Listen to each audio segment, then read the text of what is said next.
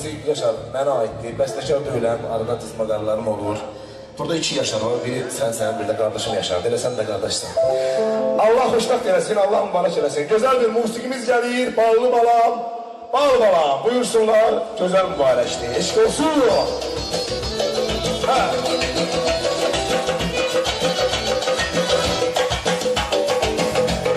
Ay maşallah.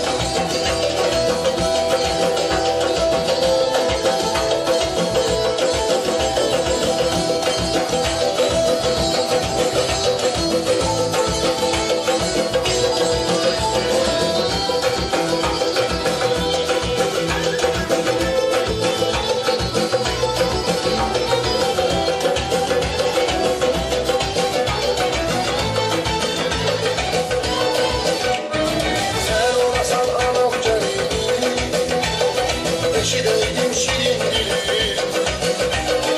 yüzü defa tutsan elimi çiçek sağlık toplar Sen olasan canım Eşideydim şirin yüzü defa tutsan elimi çiçek sağlık toplar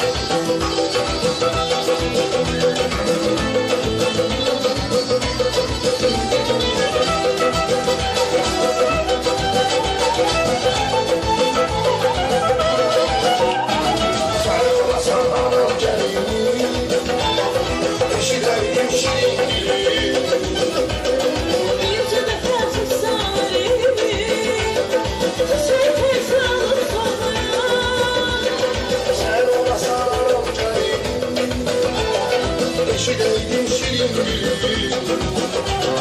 yüzü defa tutsan elimi çiçek sağlık toplar yanımda kalma bir beşik alayım öyle yanımda yanımda kalma bir beşik alayım öyle yanımda